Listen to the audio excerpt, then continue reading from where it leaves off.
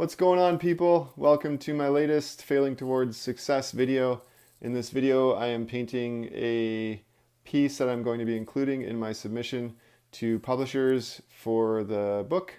It's one of the spreads, one of the pages in the book. And I hope you enjoy the process, and I hope you enjoy me talking about my journey so far and quests, because I feel like I'm on this epic quest to have this book finished and published. So I hope you enjoy it, and I will check in with you next time.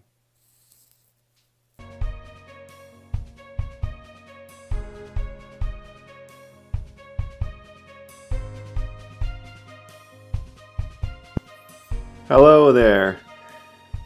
Welcome to my latest video. Today I am showing you the process of painting one of the pieces that will be included in my submission to publishers coming up here, hopefully in the next month or so.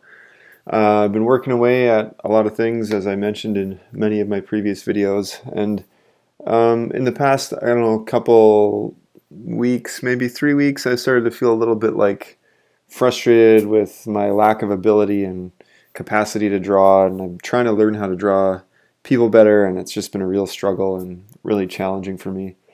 And every time I do a piece, it's challenging, which is good. And I was mentioning to somebody on Facebook the other day, they commented on something that I had posted, and they said, that the angle or whatever of the person's face looks like it'd be challenging to draw, and I replied and just said that I always feel challenged whenever I'm drawing something, and maybe that's partly why I keep doing it, because it's challenging for me and I like challenge, so that could be why.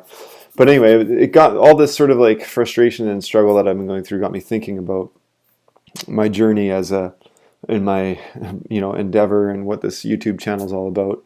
Specifically, the whole failing towards success idea is about slowly working my way towards being a published children's book author, and sort of battling through the challenges of that, and all the stuff that comes around with it. And it got me thinking about this journey and how it's like a quest. And I started thinking about, what are the aspects of a quest that make a quest what it is. So I kind of thought it'd be fun to sort of play with that idea, to kind of walk through where I'm at right now with stuff.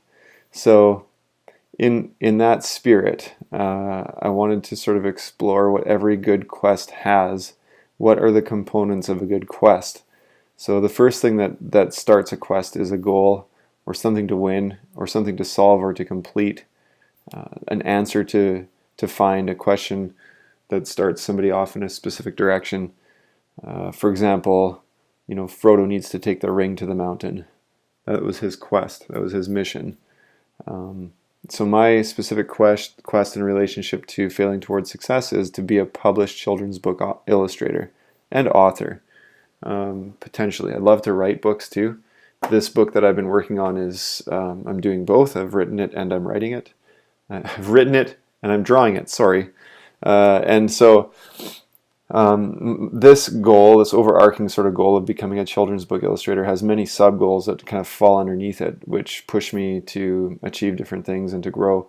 So, for example, I've needed to, and I still need to, learn how to write better, do some reading about writing, try to understand the structure of story better, so that I'm doing these things in an informed fashion, study other people's works, other children's books, other short fiction literature or juvenile literature, kid lit, anything of that nature that will help me understand how better to communicate a story or an idea to a young audience. Because picture books really are for younger kids in the grand scheme of things. Although I do believe, as a parent, I've really enjoyed many picture books, and there's been a lot of times where I've really enjoyed the process of reading them to my children, and those times are very special. So they're not just for kids. They have a very important purpose in our culture and in our society. But anyway, so the sub goal is I need to learn how to write stories. Then I need to write the story. Then with the writing, I need to understand how I'm going to portray it, and that starts with like layouts and dummy copies of the book and stuff. So finding a style is important. That's another sort of sub goal. which I believe I've sort of come to a place where I feel very comfortable with the medium that I'm using, and stylistically something's coming together because of that. I need to sort of be clear about what my story is trying to say and understand that. So every good quest has goals in mind. The other thing that I feel a really good quest has as a component of it is a journey. So there's a winding and challenging road that people go on, characters go on. The end goal is achieved through a journey that keeps you engaged or is challenging to a degree that pushes you and helps you grow and learn things about yourself. So far for me, this road has been up and down, I would say. It's winding its way in and out of productivity. There's points along the road where I've experienced rejection and responded to changes and feedback and criticism. So far with the book, it's been years now. I was trying to track down yesterday where this book, Our 1984, which this painting that you're seeing me paint is for. This story, I believe I started toying around with it. Gosh, I think it's been like 3 or 4 years, maybe even more. I was trying to find where something that I could delineate a specific start date from, and I just couldn't parse out exactly where it started. It might even be longer than that. Maybe it's been like 5 years. But keep in mind that I've been working on this while running a business and pursuing other artistic endeavors, and it's like a side project at the moment. I would love one day to be transitioning over to full-time storytelling through novels or children's books or by whatever means. So that's why Kelly and I are working on that graphic novel at Pulp Studios. It's part of that goal. But this book in particular, Our 1984, Shelter, has gone through 8 previous versions of the script. I've gone through 3 versions of the dummy copy of the book. And I've explored 3 times I've explored finished style pieces to kind of give me a feel for what the book is going to feel like amongst all my other sketches and concept pieces and everything that I've done in relationship to the story.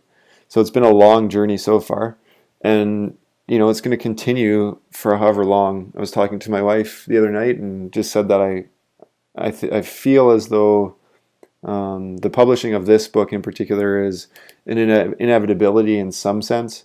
Whether I can find a publisher that's willing to work with me on it, understanding that it's going to change a little bit through that process, because publishers are great. They're awesome to collaborate with, and the experiences that I've had so far. It's a slow world, the publishing world, but they do have great insights and really good teams that will help a story get from A to B, from start to finish, and become something really special. And I believe that once this book, if I can get it in front of a publisher who is willing to work on it, I know it'll change a little bit more than what I've already done. I believe there will be input from them that I will be responding to, and that will kind of come to a place where this story will finally take shape through collaborative effort. Again, the book has been in front of publishers in some of its previous states, and the feedback that I'd received from them, even though they rejected the story outright in the end, they did provide feedback that I've integrated and has helped sort of chip away layers to form this book into what it is today. And that's like super exciting to me. I'm always looking for feedback, and I'm always open to feedback like that. So those are some of the things that I expect to kind of continue down the road if I'm able to get somebody working with me again on the project. The other thing of aspect of a quest that is important is a villain or an adversary. So you're always looking at, quests always have a tension there, and some kind of a conflict that needs to be present for the story to be activated and to really be important to us. I was thinking about the idea of conflict and what are the different types of conflict, and I know there's like man versus man, man versus environment. Maybe I should be saying person if I'm going to be politically correct. I'm not trying to offend you out there, women. I'm just going based on this. humans versus humans, human versus the environment, human versus themselves, and I feel that the quest that I've been on to get this published has sort of had a little bit of everything. I believe there's been a little bit of me versus other people, whether it's been sort of conflict of ideas or direction potentially, or time. So people requiring my time, and that's not allowing me to work on the project that I'm working on. Those kinds of things. There hasn't been any like intense, dramatic conflict anywhere along the way with anybody. But these are things that I think have had an effect on how the quest has gone so far. There's me versus the environment. So that sort of has to do just with my general level of busyness. So work and life and family and all those things require their time as well, and they're more important than this book. And so that has kind of played into the journey that I've been on with this book as well. There's me versus myself. That probably to me is probably the biggest. If there was going to be like an arch villain or nemesis that I would write into the story of my quest to get a book published, and specifically this book, I would say it's been myself. I struggle sometimes with confidence and with feelings of inadequacy, and also just things take time, and sometimes I get impatient, and I just want to throw my hands up and be like, why am I even trying? And I'll just go get a job somewhere and whatever, it's no big deal kind of thing. I'm never, it's just, that's my artistic nature and my artistic tendencies. My tendencies as an artistic person, I guess, is to kind of sometimes be in that headspace. At the same time, I definitely would say I've been the protagonist in this case as well. I've been able to pull myself along and continue to persist at this endeavor, and gone through numerous changes and challenging reworks of stuff, and I've been overcoming that, and I feel really happy with that, and I think it's great. It's building a lot of character. The last sort of piece, I guess, that I wanted to sort of mention was items. So I was thinking in terms of a quest, and I was thinking about The Legend of Zelda. I don't know if anybody of you have ever played The Legend of Zelda, but one of the things I loved about that series of games all the way through is collecting items and finding special equipment to help you when you're playing the game. And it's sort of, I feel as though this quest that I'm on now is similar in some respects, where, for example, I'm trying to learn how to draw the human face better, and so I've been diving into some books and some learning and going through a bunch of trials and tests, and testing my capacity against myself and against what I'm trying to draw. And it's similar to in The Legend of Zelda. You start off with 3 hearts, but then you go to a temple and you fight something, and you end up winning the battle inside the temple, and maybe you've collected a bow and arrow along the way, and it helps you achieve more goals later on, and you receive a heart at the end of that conflict, and then you're stronger in the end. And I feel very much like these processes that I'm going through, learning how to draw better, learning about publishing, learning about self-publishing, trying to find my style, all those pieces are teaching me what materials I want to use, and those are going to help me in the future. Friends have been great in that respect too, speaking into my creative process, suggesting types of papers and different things that I can use. So materials and knowledge and companions, those are all great components of a really good quest, and I feel like those are all things that I'm surrounded by. I'm getting my hands on different materials, and I'm learning stuff as I go along, and the companions that I'm surrounded by are constantly feeding energy into the process, giving me feedback, giving me criticisms or critiques, and that all is helping me complete and perpetuate this motion to kind of persevere and push forward. The other part of a really good quest is magic. Now, I don't know that I've got magic in my hands, but I do feel like there is some magic in creating a drawing, and there's some magic in sharing it with people and having people respond to it. And I'm hoping to see more and more of that as I move forward. And I think that in one sense, that's sort of something that is elusive and outside of my control, but that I'm seeking. And I think that once the book comes to more of a completed state, more of that magic will kind of show itself and precipitate to the top, and it's going to be really exciting. So I am so grateful for the opportunity to do this kind of work. I'm so grateful for my supportive family and friends and my business partner and everybody that encourages me and continues to believe in me. It's really wonderful, and I do hope that someday I can look back on these videos and on this whole process, and I can just be like, look at how far I've come, and look at where things have gone from this moment when you're watching this video, when I'm putting this together. Yeah, I just wanted to sort of share a little bit about my own personal journey. I hope that there's something in there that you can maybe get out of it too. Artists, if you're listening, you might relate to some of this. I think every project, big and small, is a journey to some degree. We're working on a really large drawing project right now at Pulp Studios, and it's like so much drawing. It's really fun, but it's so much drawing. It's a little bit intimidating and overwhelming, but we're making progress, and it's coming together, and we're doing it together, and that's exciting. So part of that is like the community piece, the companion piece. Every project has kind of its own sort of like encapsulated timeline as a journey. It might be a week, it might be 2 weeks, it might be 2 months, but every project kind of has its own little time frame, and I think inside each of those projects we can all find some of these things like goals and the winding road and villains or adversaries, and then what items we use and how we are approaching our tasks and what equipment we're going to utilize to help ourselves through these processes. So I hope there's something there that you kind of connect with and maybe relate to. But I really enjoyed doing this piece. I've got a few more to do before I package this whole thing up and send it out. I might actually redraw the whole dummy book in digital. I've got it all on analog, but I've scanned it, but I'm contemplating drawing over top of the drawings really quick, just so it'd be a little bit cleaner. So I might end up doing that process too.